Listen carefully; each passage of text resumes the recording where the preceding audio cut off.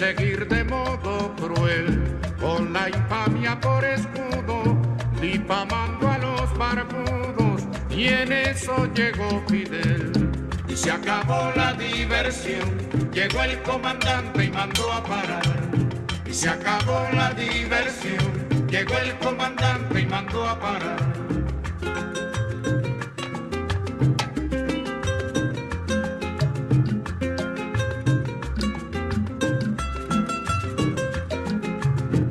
Aqui pensavam. Acabou de sair a minha História de Angola, foi lançada na minha quarta edição da História de Angola.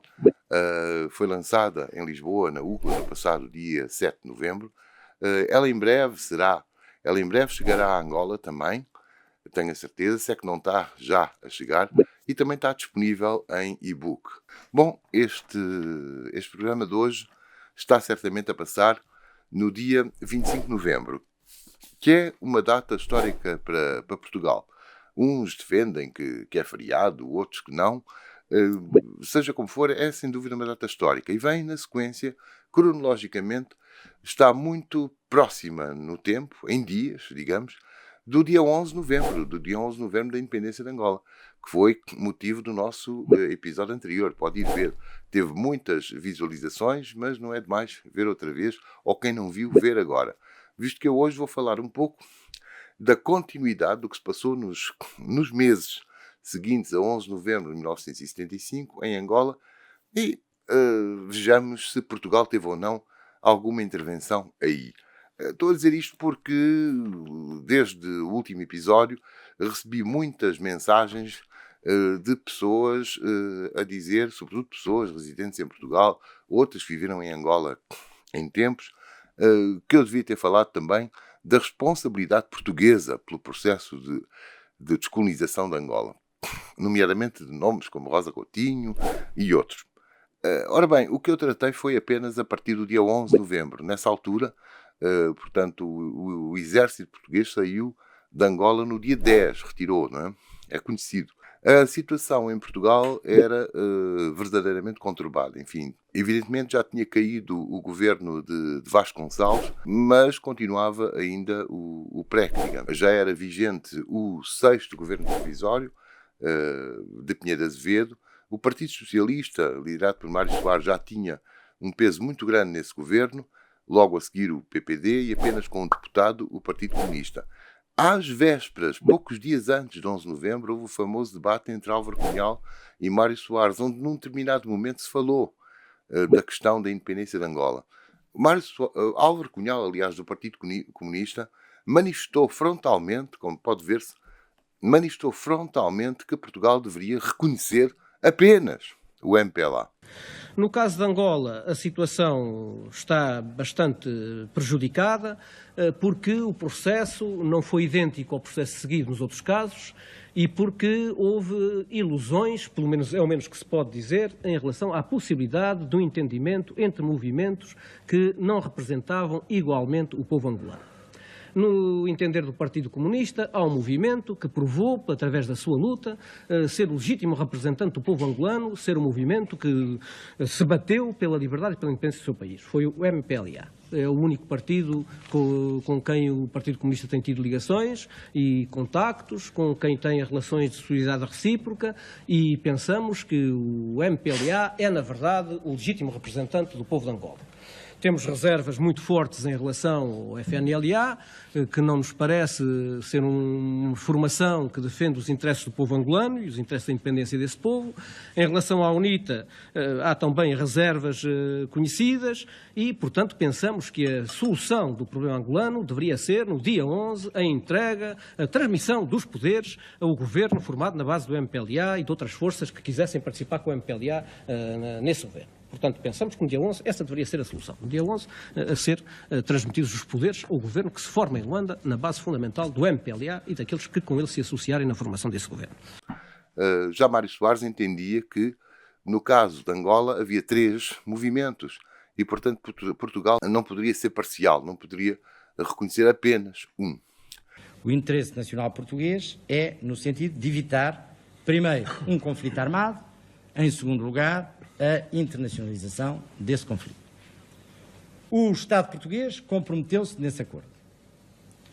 E eu estou de acordo e penso que a posição enunciada pelo ministro Melo Antunes na ONU é correta, no sentido de dizer que agora, depois do Estado português ter negociado com os 3 movimentos de libertação, de ter firmado com todos eles um acordo, de todos eles se considerarem aos outros legítimos para firmarem esse acordo, não é ao Estado português que incumbe vir agora escolher entre os movimentos e dizer: nós reconhecemos que este só é que é o legítimo representante do povo de Angola, quando justamente em Alvor dissemos o contrário. Os legítimos representantes de Angola eram os 3 movimentos. O Estado português não sairia bem, o interesse nacional não sairia bem disto se fosse esse o procedimento do governo português. Por outro lado, quem tem que decidir da sorte de Angola, em última instância, é o povo angolano. E não somos nós que nos devemos sobrepor à vontade do povo angolano e estar a dizer qual é o movimento bom e quais são os outros movimentos que não são bons. Isso levou a que Portugal, portanto o governo português, não reconhecesse, como já vimos, foram declaradas 3 repúblicas, embora só a República Popular de Angola que foi reconhecida internacionalmente. Mas Portugal só veio a reconhecê-la em fevereiro. Entretanto, mesmo em novembro, houve em Portugal os acontecimentos conturbados que vieram a culminar no dia 25. Agora, isso caberá, enfim, isso será matéria para outras conversas. Hoje vamos ver aqui apenas o que se passa em Angola. O que se passa em Angola no tempo que se segue entre 11 de novembro e a Batalha de Kifangondo, a vitória do FPLA de Luanda na Batalha de Kifangondo, que vimos no episódio anterior, e o que se vai seguir até aproximadamente fevereiro-março de 1976. Nós vimos que, embora a 11 de novembro só a República Popular de Angola tenha sido reconhecida internacionalmente, no entanto, os partidos, estes 3 partidos armados, MPLA, FNLA e UNITA, continuaram efetivamente em litigância. E a FNLA continuava a ocupar a grande maioria do norte de Angola, embora tivesse sido repelida em Kifangondo, e a UNITA também o sul de Angola, aproximando-se, encontrando-se já no Kwanza Sul, com as forças sul-africanas a apoiá-la. Da Operação Savana, mas da Coluna Zul. Faltou-me dizer outro dia, às vezes eu esqueço-me que sou cota, não? Eu falto, e que estou a falar também para pessoas de novas gerações, estou a falar para todos, mas também para pessoas de novas gerações nascidas depois da independência de Angola, algumas até nascidas depois da década de 90, depois de 1991, depois do fim do apartheid na África do Sul. É preciso dizer que eu estou a falar de uma África do Sul do apartheid, atenção, que é assim deste pormenor no episódio anterior. Ora, as forças sul-africanas estão realmente a invadir o território de Angola de sul para norte e estão a ameaçar também elas entrarem em Luanda. Evidentemente que o exército cubano vai se reforçar.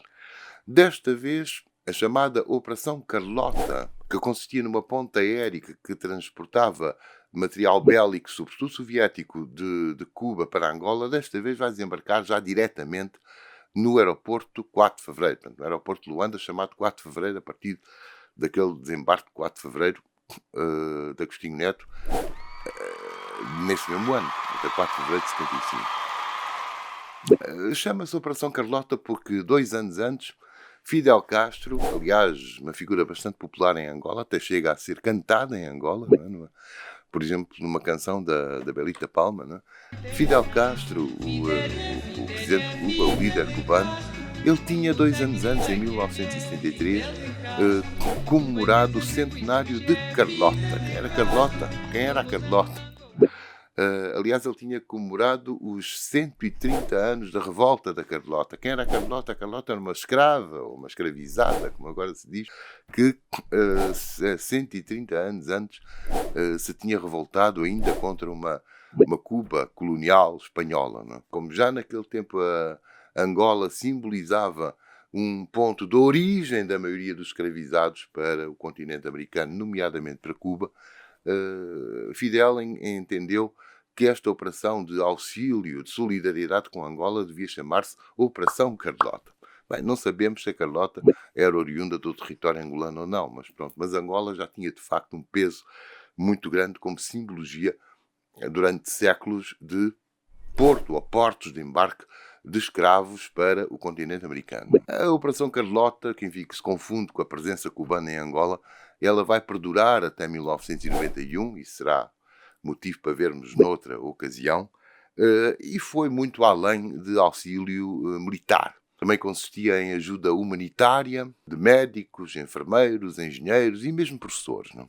Ora, a primeira grande ofensiva militar da Operação Carlota contra as tropas sul-africanas veio a dar-se apenas 10 dias depois da Batalha de Kifangon, no dia 20 de novembro.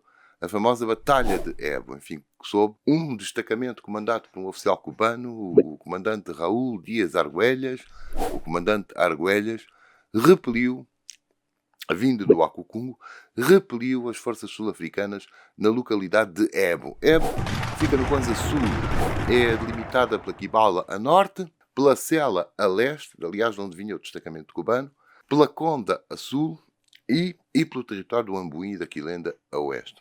A defesa tinha sido montada por Argüelles 4 dias antes, no dia 16 de novembro, nas margens do rio Queve, nesta região é chamado Cuvo, não é? E destruiu a ponte sobre o rio e repeliu o avanço das forças inimigas. Isto foi decisivo para que nos meses seguintes as forças sul-africanas começassem a recuar para sul.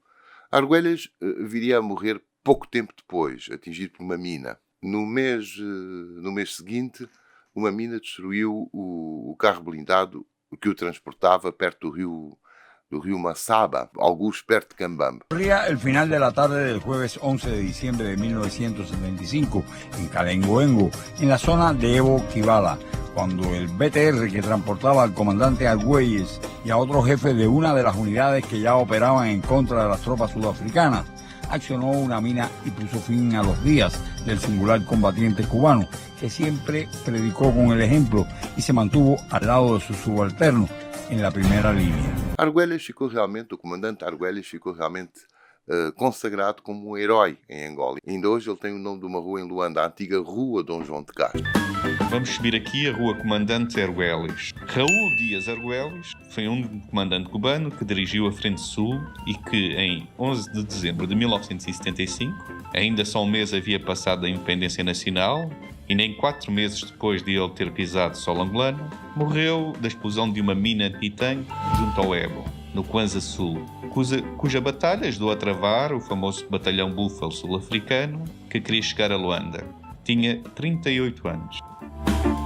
Portanto, para muitos, o comandante Argüelles faz parte da toponímia de Luanda, ainda atualmente, mas já muitos esqueceram de quem ele era. Foi aqui que Argüelles, com apenas 39 anos, deu a vida em Angola.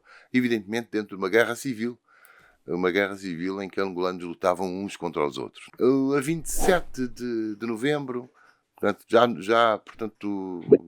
está-se a aproximar já o fim de novembro de 1975, o então presidente da Nigéria, Murtala Muhammad, conseguiu que a Organização de Unidade Africana, a OUA, condenasse a UNITA por se ter aliado às tropas sul-africanas. É por isso que Murtala Muhammad, enfim, que beneficiou bastante a República Popular de Angola do MPLA, é por isso que também esse tem um nome de uma longa rua em Luanda, ou seja, é a Avenida Ex-Maçã de Amorim, que percorre a ilha de Luanda, não é? A Ilha do Cabo. Eu já falei dela e já falei até da referência a Murtala Muhammad e a Maçã de Amorim no vídeo, que passa aqui o thumbnail ao lado, feito o ano passado em Luanda, na ilha de Luanda, in loco, com o meu amigo Ricardo Martins. Mas já no fim do ano, a 19 de dezembro, o Senado norte-americano votou a não intervenção americana em Angola. E já em fevereiro de 76 veio a emenda Clark, onde efetivamente a partir daí os Estados Unidos da América retiram totalmente o apoio à FNLA, que tem que se desmobilizar. Isto não quer dizer que sorrateiramente a CIA não tivesse contactos com a UNITA. O que leva a que a UNITA, que embora ainda se mantivesse no Sul, mas por pouco tempo, não irá em breve declarar que continuará na guerrilha. Mas, de facto, durante o mês de fevereiro de 1976, o avanço das FAPLA, das Forças Armadas Populares de Angola, do MPLA, assim como das tropas cubanas no Sul, expulsando a UNITA daqueles territórios que conquistara, é vertiginoso. Porque, auxiliados por helicópteros e aviões de combate MiG, no dia 8 de fevereiro tomam a própria cidade do Uambo, onde se encontrava Savimbi. E logo nas semanas seguintes tomam Benguela, Lubito, Lubango e Namibe. Ora, este facto leva Portugal, a 23 de fevereiro, a reconhecer finalmente a República Popular de Angola. 23 de fevereiro é, tanto quanto me recordo, eu tinha 14 anos nesse tempo e estava em Lisboa, mas lembro perfeitamente que estávamos no Carnaval, creio que no sábado de Carnaval, sábado ou domingo de Carnaval. Sábado, aliás, o reconhecimento vem na sexta-feira, que era 23 de fevereiro, mas foi muito comentado durante esse fim de semana de Carnaval, porque nem todos os partidos portugueses concordaram com essa decisão. Mas foi uma decisão, além do Partido Comunista, também do Partido Socialista, reconhecendo a, então, República Popular de Angola. Portanto, Portugal, o ex-colonizador, vem a ser o 82º Estado a reconhecer Angola independente. Por sua vez, Savimbi e o que resta das forças da UNITA efetua a chamada, aquilo que ficou conhecida como a Longa Marcha. Ele vai percorrer as matas angolanas até chegar ao sul, portanto ao Cubango, e acabará por se instalar naquilo que virá a ser a sua base da Jamba, no sudeste de Angola. E continua a ter contactos internacionais, afirmando que vai continuar uma guerra de guerrilha, portanto, que a guerra não acabou. A 27 de março, o governo sul-africano anuncia publicamente que tinha retirado o seu exército do território de Angola.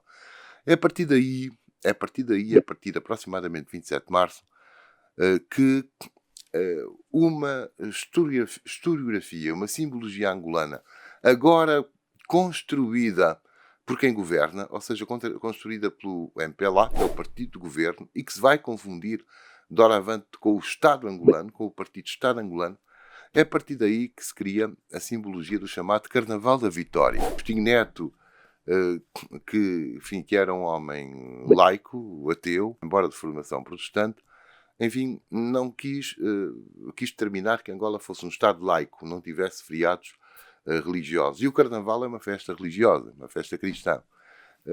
E o Carnaval passou, durante algum tempo, a ser celebrado neste dia oficial da saída dos sul-africanos do território de Angola, o dia 27 de março, chamado Carnaval da Vitória, que depois deu obras literárias também.